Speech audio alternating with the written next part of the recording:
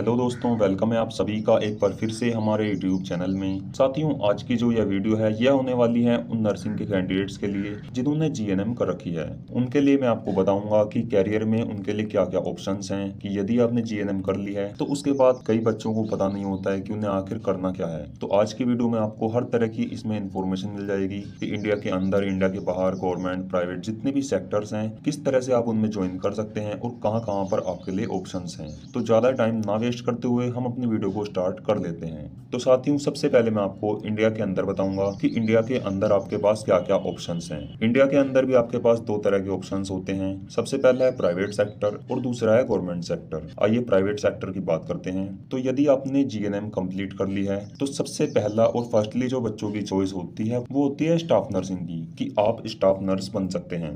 GNM के बाद आप किसी भी हॉस्पिटल में, अपने डिस्ट्रिक्ट में या किसी भी जगह ऑल ओवर इंडिया में कहीं भी आप स्टाफ नर्स की जॉब पा सकते हैं, जिसके लिए मिनिमम क्राइटेरिया आपके पास जीएनएम का डिप्लोमा होना चाहिए। यदि आपने जीएनएम के 3 साल के कोर्स को पास कर रखा होगा तो आप इसमें अप्लाई कर सकते हैं और स्टाफ नर्स बन सकते हैं। नेक्स्ट होती है ट्यूटर की जॉब। दोस्तों, वैसे तो ट्यूटर बीएससी नर्सिंग के बाद बनते हैं, लेकिन यदि आपने जीएनएम कर रखी है तो आप अपने आसपास के जो नर्सिंग के कॉलेजेस होते हैं उनमें एएनएम के स्टूडेंट्स को, ओटी टेक्नीशियन के स्टूडेंट्स को या फिर जीएनएम के स्टूडेंट्स को भी पढ़ा सकते हैं। आपके पास ऑप्शन इसमें होता है। तो प्राइवेट हॉस्पिटल्स में आप यहाँ पर स्टाफ नर्स बन सकते हैं और कॉलेजों में आप टीचिंग भी कर सकते हैं। लेकिन टीचिंग के लिए जो प्रेफरेबल कोर्स है वो बीएससी नर्सिंग या फिर पोस्ट बेसिक बीएससी नर्सिंग होता है, लेकिन जीएनएम वाले भी टीचिंग करा सकते हैं। तो प्राइवेट सेक्टर में आपके पास ये गिने चुने ऑप्शंस होते हैं, लेकिन यदि आप गवर्नमेंट सेक्टर में जाने की सोच रहे हैं तो आपके पास काफी सारे ऑप्शन यहाँ पर होते हैं, जिसमें सबसे पहला और सबसे शुरुआती ऑप्शन आपके पास होता है स्टाफ नर्स का। स्टाफ नर्स बनने के लिए गवर्नमेंट सेक्टर में आपके पास जीएनएम या फिर बीएससी नर्सिंग की डिग्री होनी चाहिए और इसमें जो एज होती है वो होती है 21 से 40 साल। कैटेगरी वाइज आपको अलग अलग इसमें छूट भी दी जाती है, लेकिन जो स्टार्टिंग एज आपकी वो होती है 21 साल। इसमें यदि आप यूपी की बात करें तो उत्तर प्रदेश में यूपी एनएचएम के थ्रू यहाँ पर आपकी वैकेंसीज निकाली जाती हैं, जिसकी अपडेट आपको गूगल पर मिल जाएंगी। वैसे हम अपने चैनल पर भी अपडेट देते रहते हैं, तो आप स्टाफ नर्स भी बन सकते हैं। नेक्स्ट आपके पास कैरियर ऑप्शन होता है सीएचओ। सीएचओ यानी कि कम्युनिटी हेल्थ ऑफिसर बनने का।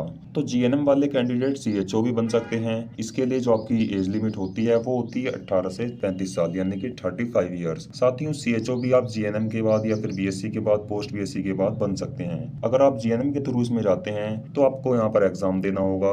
एग्जाम में आपके 100 क्वेश्चन आते हैं जो कि 100 नंबर के होते हैं और इन 100 क्वेश्चन को करने के लिए आपको 2 घंटे का टाइम दिया जाता है। सीएचओ में जो आपकी शुरुआती सैलरी होती है वो होती है 20,500 प्लस 15,000 इंसेंटिव्स, यानी कि टोटल 35,500 से आपकी सैलरी की शुरुआत इसमें होती है। तो सीएचओ में जाने का भी आपके पास काफी अच्छा ऑप्शन होता है। इसके बाद जो नेक्स्ट होते हैं वो होते हैं नर्सिंग ऑफिसर बनने के लिए, यानी कि आप नर्सिंग ऑफिसर बन सकते हैं। नर्सिंग ऑफिसर के लिए आपके पास कई सारी फील्ड्स होती हैं, जैसे कि एम्स। यदि आप ऑल ओवर इंडिया में कहीं भी एम्स में आप ड्यूटी करना चाहते हैं, नर्सिंग ऑफिसर बनना चाहते हैं, तो भी आप इसमें अप्लाई कर सकते हैं। लेकिन उसके लिए आपके पास एक कंडीशन होनी चाहिए कि आपने जीएनएम के बाद 2 साल का एक्सपीरियंस कम से कम लिया हो। तो जीएनएम के बाद आपके पास कम से कम 2 साल का एक्सपीरियंस होना चाहिए, तभी आप इनके फॉर्म को अप्लाई कर सकते हैं। और किसी किसी में आपके पास 1 साल का एक्सपीरियंस भी इसमें मांग लिया जाता है। तो जीएनएम के बाद आप तुरंत अप्लाई नहीं कर सकते नर्सिंग ऑफिसर के लिए। आपके पास 1 साल या फिर 2 साल का एक्सपीरियंस जरूर ही होना चाहिए, तभी आप इसके फॉर्म को भर सकते हैं। इसमें आपके पास काफी सारे ऑप्शंस होते हैं, जैसे कि AIIMS Delhi, AIIMS Rishikesh, AIIMS Nagpur, AIIMS Bhopal. तो जितने भी एम्स हैं आप उसमें जा सकते हैं।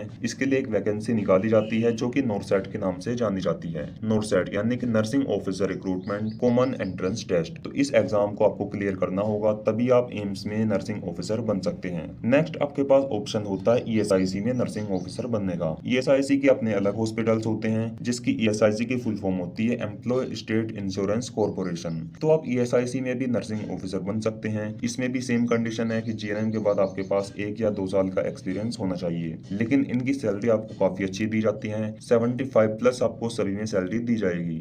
जिसमें भी आप नर्सिंग ऑफिसर बनेंगे सबकी सैलरी आपको 75,000 प्लस मिलेगी। तो यह आपके लिए काफी अच्छा ऑप्शन यहाँ पर होता है। इसके बाद नेक्स्ट है यूपी यूएमएस, यानी कि Uttar Pradesh university of medical science. इसमें भी आप नर्सिंग ऑफिसर बन सकते हैं। इसके लिए भी आपके पास कम से कम 1 या 2 साल का एक्सपीरियंस होना जरूरी है। और ये जो आपका एक्सपीरियंस होता है ये काउंट होता है 50 बेड से ऊपर के हॉस्पिटल का, कि यदि आपने एक्सपीरियंस ले रखा है तो आपके पास जो एक्सपीरियंस है वो 50 बेड से ऊपर के हॉस्पिटल का होना चाहिए, तभी वो आपका काउंट माना जाएगा। इसके बाद नेक्स्ट है आपका DSSB यानी कि DSSB में आप नर्सिंग ऑफिसर बन सकते हैं, Delhi subordinate service selection board. तो साथियों इसमें भी आपके पास नर्सिंग ऑफिसर बनने का ऑप्शन होता है।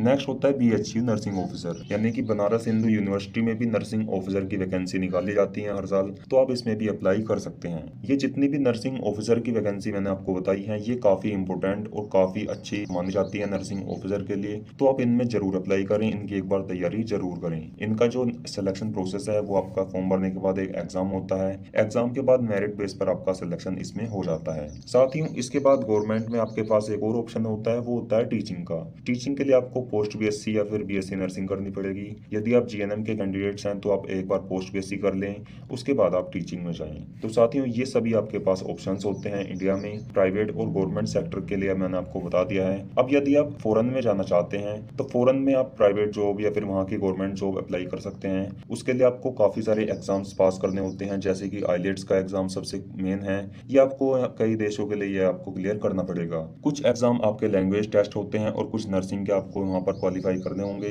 तभी आप फॉरेन में जाकर यानी कि विदेश में जाकर वहाँ पर जॉब कर सकते हैं। तो साथियों उसके लिए मैं आपको अलग से वीडियो बना दूंगा। जितने भी देश हैं जैसे कि कनाडा, ऑस्ट्रेलिया, UK, ये सभी जो देश हैं इनमें नर्सिंग ऑफिसर का काफ़ी ज़्यादा स्कोप होता है, तो आप वहाँ पर नर्सिंग स्टाफ या फिर नर्सिंग ऑफिसर बन सकते हैं। तो उसके लिए मैं आपको अलग से वीडियो में बता दूंगा। तो साथियों आज के लिए इतना ही, फिर मिलेंगे नेक्स्ट वीडियो में, तब तक के लिए जय हिंद।